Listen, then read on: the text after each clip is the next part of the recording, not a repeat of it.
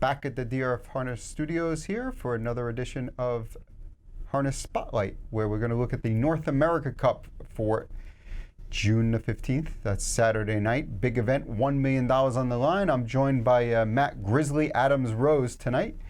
And we're going to talk about this great race number 11 on the card. It's worth 1 million Canadian dollars. Canadian. Which is what, 780,000 American? Did you bring your calculator you're with you? better with the conversions than I am, but yes, it is 1 million Canadian.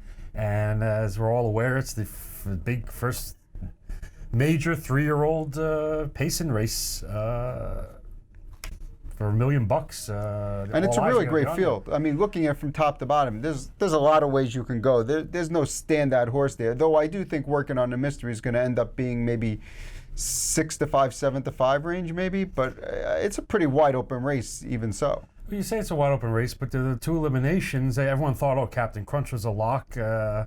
He's lucky to be in the final after his break in the elimination. Working on a mystery was the odds-on favorite and certainly delivered in fine fashion. But yeah, we have other legit contenders. Bettor's Wish, I've been on his bandwagon all year. The Los Cielos Deo, who was, it looked like a blur coming home so fast. I'm sure he'll attract a lot of attention.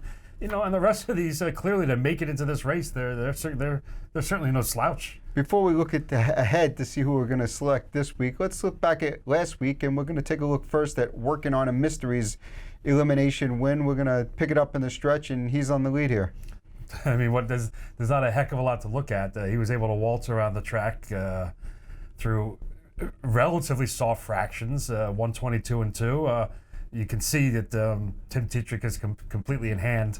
It's a good close from the second place finisher on the far outside, Captain Victorious, who woke up out of nowhere. Yeah, I was going to mention that, and he's at 60 to 1, and that's one of the two Ron Burke entrants in here. Very, very respectable finish at a huge price where it was completely ignored. But working on a mystery, did what we were supposed to do. Went to the front, cruised pretty much in hand in 149. A solid mile, and supposedly trainer Brian Brown said he scoped really sick afterwards, went back to Lexington to get worked on, and should be even better this week. Obviously he raced that well being sick. Apparently. So am I supposed to fall into that trap now? Now you have to bet it all on him because he was sick, so he's clearly going to go like 143 this week. Of course. Though I think that from what I saw in the weather report, it's supposed to be some rain and windy conditions. So I don't know that anyone's setting any track records, and that could certainly throw a wrench into things. He's the 2 to 1 morning line favorite. The second choice on here is the 5 to 2 Captain Crunch, who obviously had his issues last week, and we're going to take a look at how he performed going into that race. And you see he's between horses here, the four. The 4 horse between horses vying hard with Bettor's Wish on the inside trying to protect position. And oops, he makes a break. I believe you reported that he jumped the shadow of the starting car. Listen, Scott Giwner was A, lucky not to interfere with anybody and to get back pacing. And you see he's basically lingered on the rim most of the mile and hung in, dug in, was fortunate to be able to finish 5th here. Ran well enough to finish 5th to make the final. And Bettor's Edge obviously here is coming up the inside to win the race. Hurricane Emperor made a nice brush to the lead, but it was in one of the slower part of the races. Quarter, and he gave it up. And there's Los Cielos Deo charging home like a freight train. Obviously has a ton of talent and obviously has some sort of issues. Yeah, I mean that last quarter was charted in 25 seconds flat. I'm sure that certainly opened a lot of eyes. But yeah, you mentioned Captain Crunch is a 5 to 2 second choice. It's not that often, I guess, you see a horse that finished 5th and you could say squeaked into the final, being the second choice and may well be the co-favorite or close to the favorite. But obviously he was the talk of the town coming into the North American Cup elimination. You seem not too concerned about that break because he got back pacing. He looked fine. Didn't look like there were any physical issues or no, it wasn't a physical thing. And you know what? I think any horse, 3-year-old, 2-year-old, or even older horse, if you put them going a 12 and change first eighth between horses, challenge for the lead, trying to make a left-hand turn to clear over. I think any horse that could happen to. I mean, to me, whether he jumped the shadow or not is irrelevant for me. You know, I just feel like it happened, so be it. He was fine the rest of the mile. There's no other lingering effects that I could see, so there's no reason why to hold that break against them. But before we move forward, let's take I'm going to give you 10 seconds, each horse. You're going to tell me if they have a shot and what kind of shot you think they have of Flame Hanover. It's nice to see smaller connections. Tony and Linda Shadle have a horse going for $1 million. Normally names you don't see in big stakes races. So there's a little bit of a rooting interest there, but I think he's just looking at a check, basically. Deo Cielos Deo, 25 seconds home the final quarter last week. Is this a trap horse that he's just going to get overbet and everyone's going to get suckered in? Yeah, he's 9-2 in the morning line. I mean, he's one of the, I think, 4 horses that are going to take most of the money here. Everybody saw that close last week, but you know what? He's too erratic for my taste to use on top. I got to see a string of good performances back to back to back before maybe I'll hop on board. I agree. I think he can win that race, but I think you're going to get a price that's much shorter than you deserve. The 3 Better's Wish coming off, was that 5 in a row now? I mean, he certainly 4 looks... in a row this year, and including a winning qualifier as a tune-up. I've been on his bandwagon since his win in an overnight race at Yonkers, and I loved him in that race. I loved him in the Rooney elimination. I loved him in the Rooney final. I loved him last week. I got 860 on him. Obviously, I suppose I got a little lucky with Captain Crunch breaking stride, but you know what? He was still a 3-move winner, and a 3-move winner is a 3-move winner, and he was solid and pacing well at the end to win pretty well wrapped up. Obviously, a big shot here. We already discussed working on the mystery quite a few times. Move on to Captain Victorious, number 5. Can we look at that race last week and say, listen, they found something here. This horse is moving forward. Maybe he can do it again. Listen, he was, like I said, he was 60-1 from the rail. He saved ground. He angled clear.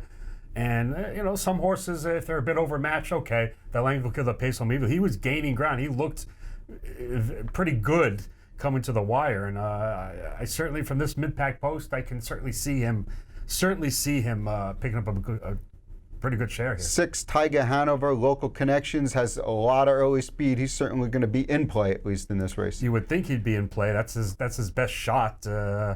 But will he be used hard too early and then maybe shuffle a couple spots as the more prominent horses move?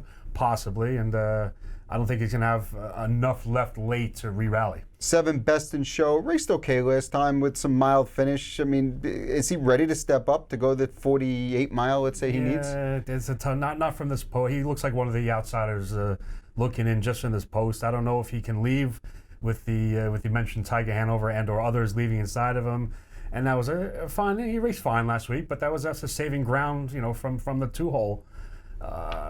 Another one. I mean, it's going to be a big price, and probably looking to get a check. We already discussed Captain Crunch. The 9 is Hurricane Emperor. Made a nice move last time.